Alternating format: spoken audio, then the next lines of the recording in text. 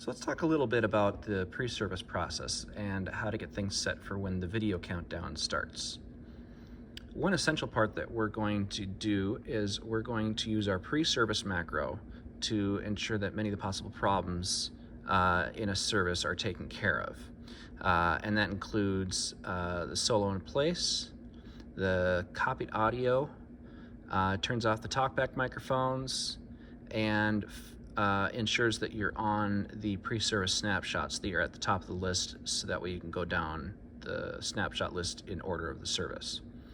So over here we have our macro button section, and the one that's labeled pre is obviously the pre-service macro that you would want to fire in order to make all those things happen at the same time. So what I'm talking about is the copied audio. If you do an offline mix, pressing this and being on copied audio will change all the inputs from being on stage to being on the multi-track computer here, so that way you can do an offline mix as if the band was actually playing. And so in that case, if you forget to turn that off, you won't get any inputs from the stage, which is not what we want. So again, you can see if I hit the pre-service macro, that turns off. So that's that one. Solo in place is the thing that we use in an offline mixing environment that will just let you hear just the one input and mute everything else. And so you obviously don't want that happening during a service. If you use the solo function to bring something else up, like a Waves plugin or something like that. So you want to ensure that that's off. And again, pressing the pre-service macro will turn off the solo in place feature. Another problem that happens sometimes is we forget to turn the talkback mics off. And so as you can see there, we have those up. You don't want a drummer all of a sudden saying something to the band and then they come through the house. That's awkward for everybody. So we hit the pre-service macro and they fade down. And again, if you happen to have forgotten to, you're on a random snapshot down here for the message maybe, you fired that one, and then you forget to go back up to the pre-service snapshot, then you'll have to fire that, and who knows what's going to happen sometimes when you hit a snapshot in the middle of something. So again, the pre-service snapshot or macro will ensure that the pre-service snapshot is fired, so that way you can go on down the line in order and have a wonderful service. So now let's talk a little bit about changing the lobby feed from a direct output out of the Control Mac computer, which is here up on top. Here, let me go to the music player.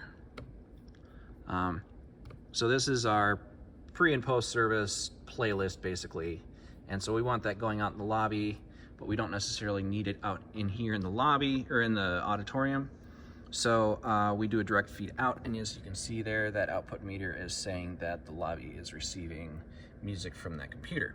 Well, we use a macro in order to change the feed from what's being heard on that channel, the direct output, to whatever is being played in the auditorium, and that's this button right here. So as you can see, it's not lit right now, which means iTunes is going out to the lobby, direct feed out, but as soon as I hit this, the meter stops going until I turn up the feed for that computer. Now you can see that it's active. So that's what we do to change the lobby feed. Now at the beginning of the service, you're going to have a video countdown that has audio embedded on it, and that's going to come down the AV1 channel. So you would turn this up in the house, and as you can see, whether it's up or down right now, it's still the direct feed out, right? So turning it up doesn't change it at all, just the video feed, but the lobby feed stays the same. So once you've faded it up in the house, then you hit the lobby feeds macro.